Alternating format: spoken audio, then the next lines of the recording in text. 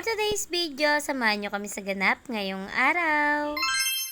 Back to school na naman nga mga mare at ngayong araw nga ay ipapa-enroll ko na yung tatlo kong anak. I-up ko naman nga ngayong araw mga mare kaya naman naasikasuhin ko na yung mga dapat gawin. Bigyan nga lang kami ni ma'am ng mga papers sa dapat kong fill upan. Nakalimutan ko pa nga magdala ng ballpen kaya naman pinabili ko na nga muna si daddy. Habang itong mga bata na to kung ano-ano yung kinukut-kut. At syempre dahil tatlo nga yung i-enroll ng mare nyo, ayan, tatlo-tatlo nga yung pipil upan. Madali nga lang mag-enroll mga mare at after nga ng pag-fill up ko dyan, umalis na nga rin kami. Tapos nga namin mag-enroll mga mare, nagpunta nga kami dito sa New Star para nga mamili ng gamit ng mga bata. Meron na nga silang bag at uniform dun sa bahay mga mare. Nagunti-unti na ako nung mga nakaraan, kaya naman ito na lang yung mga bibilin ko. Bumili na nga lang ako dyan ng pencil case nila, mga color, lapis, papel, notebook, glue, gunting, at kung ano pa yung kailangan nila sa school. Nakabili na nga rin ako ng black shoes nila mga mare at yung iba pa ang kailangan nila talagang gamitin. Gali ko talaga mga mare na pag malapit na nga ang pasukan, nag-uunti-unti na ako agad. Para nga hindi mabigat ang gastos. Ang laki nga ng gastos ko sa tatlong bata na yan mga mare at sobrang nakakaiyak talaga.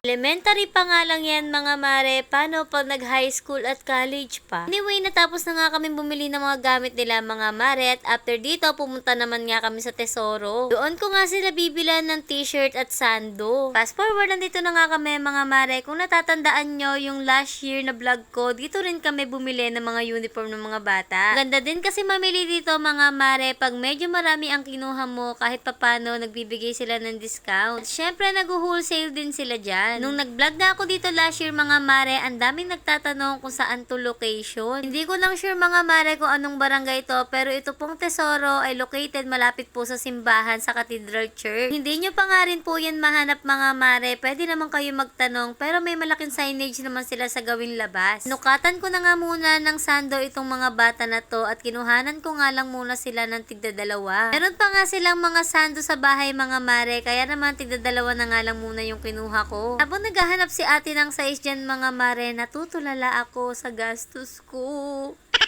Pero kahit ganun pa man mga mare, thank you Lord kasi nakakayanan ko pa nga rin gawin ito sa mga anak ko. Kaya naman hindi talaga pwedeng hindi ka kakayod dahil tatlo-tatlo nga yung batang binubuhay. Minsan mga mare, nakikita nyo sa vlog ko na parang wala akong problema pero ang totoo, sobrang dami ko din problema. Siyempre, tao lang tayo, lahat naman ng tao nagkakaproblema sa buhay. Pero ganun pa man mga mare, kahit sobrang daming problema ang dumating sa atin, dapat hindi tayo sumuko. Lalo na sa mga tulad nating nanay, kailangan nating maging matatag at palaging maging malakas ang loob. Totoo naman mga mare na sa panahon ngayon, sobrang hirap na talaga ng buhay. Kaya naman dapat talaga maging practical tayo. Ako mga mare, sa totoo lang, sobrang tipid ko sa sarili ko. Minsan kahit may gusto kong bilhin para sa akin, hindi ko na lang binibili. Kasi syempre, mas uunahin natin yung mga dapat unahin. Number 1 na dyan, yung pang araw-araw ng panggastos at saka yung stock sa bahay. Sukatan ko na nga ng sando, t-shirt yung mga bata dyan mga mare. Kaya naman eto, si Ate Kiana naman susukatan ko ng palda. Yung mga palda niya kasi sa bahay mga mare, Diyos ko dahil hindi na magkasya. Super laki nga ang itinaba ni Ate Kiana mga mare at hindi na talaga magkasya yung ibang uniform niya sa bahay. Musta nga kami dyan mga mare at ayan, kinukompute na nga ni ate kung magkano lahat. Grabe nga mga mare, talaga naman nakakapanlambot ang gastos pero ganun talaga. Sa mga hindi pa nakakabili ng uniform at tagahanap kayo ng bilihan, tumugod na kayo dito sa Tesoro. Nakapagbayad na nga ako mga mare at after nga dito ay dumaan kami sa bukuhan. Nagutom na nga ang mga person kaya naman dito na nga lang napakain. Nag-order nga lang ako dyan ng banana Q at kinuha pa ni Kalbo. Kaya naman nag-order na lang ulit ako ng sakin. Nag-order nga lang din ako dyan ng malaking buko at uhaw na uhaw ako. Lagi kami nagmimerienda dito mga mare at masarap din kasi yung mga pagkain nila dito. Tignan nyo naman yung mga anak ko napapatulala. At yun lang muna mga mare for today's videos. Bye!